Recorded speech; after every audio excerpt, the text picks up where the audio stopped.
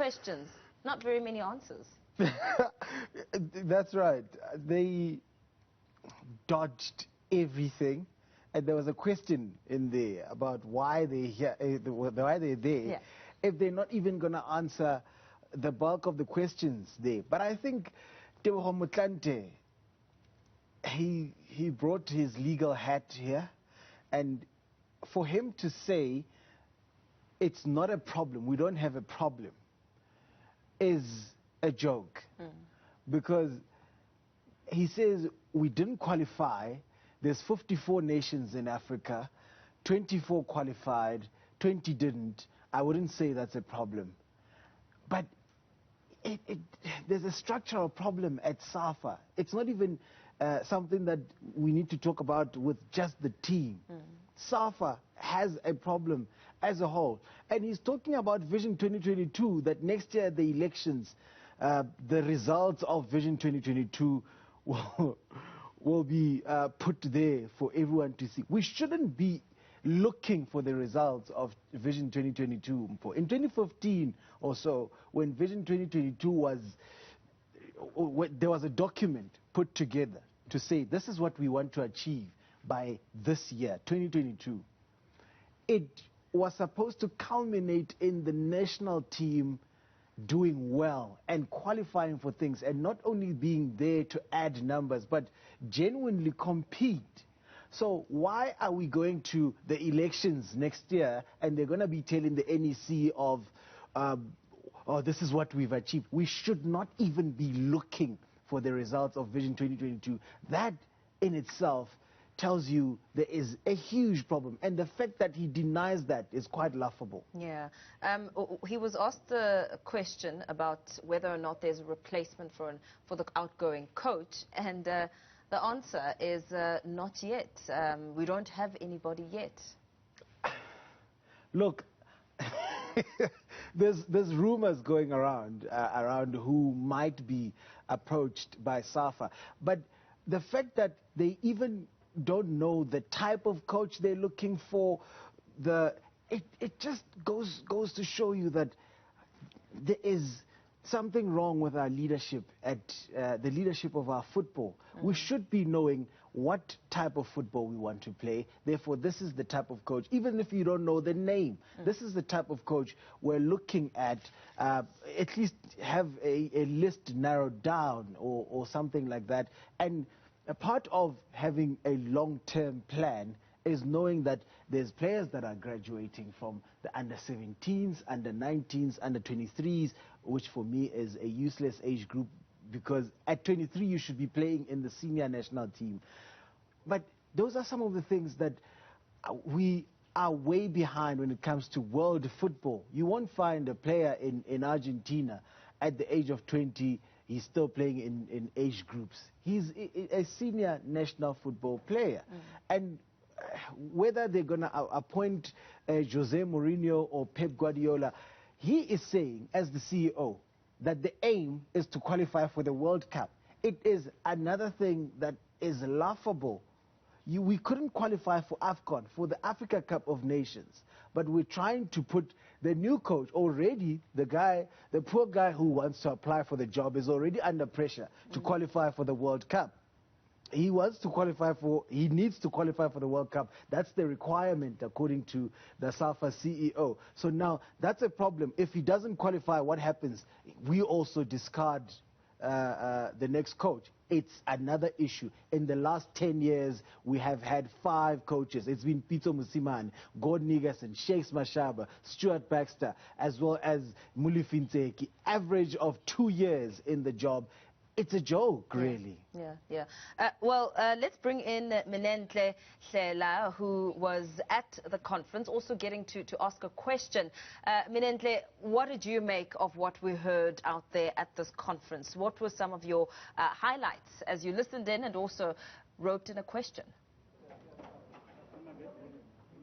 Well, Paul, Benjamin, I think as you're discussing in the studio, I think that's the only confirmation we got that Mulifintseki will no longer be Bafana Bafana coach. The SAFA NEC met last night and took the decision that they should part ways and they weren't specific if it was for the failure of the AFCON or any other issues, but it looks like it was the failing of the AFCON, failing to qualify for the African Cup of Nations in Cameroon next year was the issue that broke the camel's back. But what's not clear also now is who actually takes over.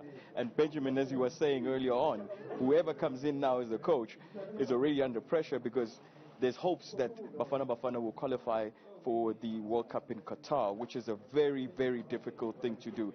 The window of opportunity to make sure that you're able to get into the third and the final round to those World Cup qualifiers on the continent is a very, very difficult task.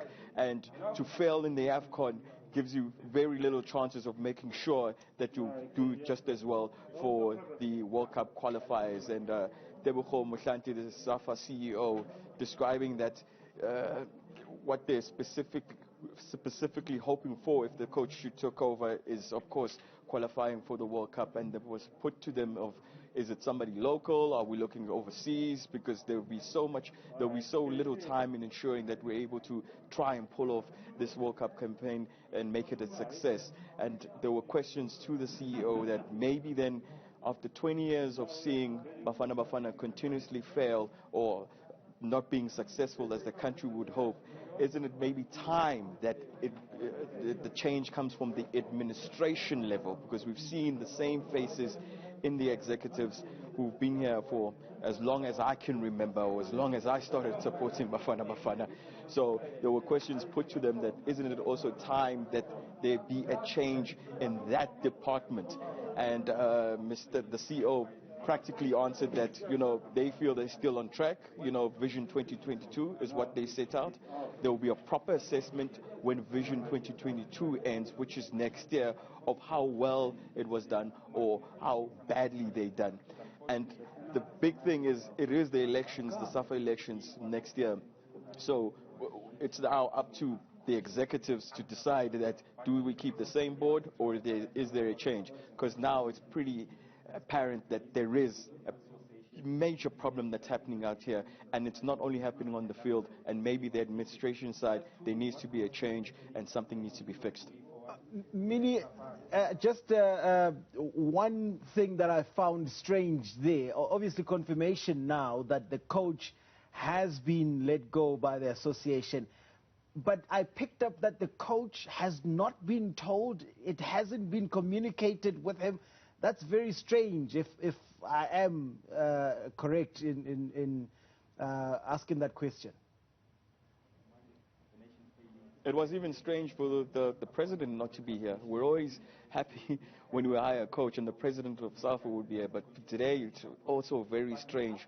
After such a huge disappointment over the weekend, you would expect a move like this, the president will be here to also explain himself of the decision that was taken instead of the CEO, or the CEO could be alongside him. And you get that sense exactly, Ben, that this hasn't been informed to him. He'll probably be hearing it for the first time up on his TV right now if he's watching Newsroom Africa. And that will be pretty sad, because meetings went on till very late last night with the NEC, and they continued on to this morning. And now it's all just the legal processes that need to be sorted out after Molefi Nteki's sacking. So he could have found out this morning himself and then not been notified, but a big disappointment if they had to go that route, but an even bigger disappointment that the SAFA president himself was not here to address the media and the rest of South Africa. There are also many fingers here pointing in all sorts of directions, and the big question is, who exactly is to blame? It's one thing to fire a coach, and as you both speak, you and Benjamin, you speak about over the decades, two coaches, coaches staying for not more than 2 years, also speaking to the internal matters within SAFA. And that's exactly right, Mpo. No Bafana Bafana coach has ever finished a 4-year cycle. And that has been the biggest problem that many people were viewed as, is almost every 2 years you are finding somebody new. Yes, you can say this is your vision, this is your policy, and this is how you wish to take the national men's team forward. But if you're changing personalities every single 2 years, somebody who's coming in with their own characteristics, it might cause some sort of imbalance, and they might not have that time to actually implement their vision, their tactics, and how the national men's team should be actually be playing. And that obviously will trickle down along the other junior teams, where we expected that from the under 17s and the 20s and the 23 there will be I'm looking for the word. There will be a progress or a graduation of players from those divisions onto the national team.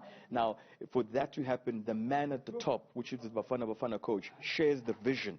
He is the one then who then will make sure that his vision is rippled across the other junior teams. But if you're changing every 2 years, obviously we're going to have a new ripple every 2 years. But then what does it say about consistency, the foundation that's been laid? Are we able to build on that? And that's been the biggest issue.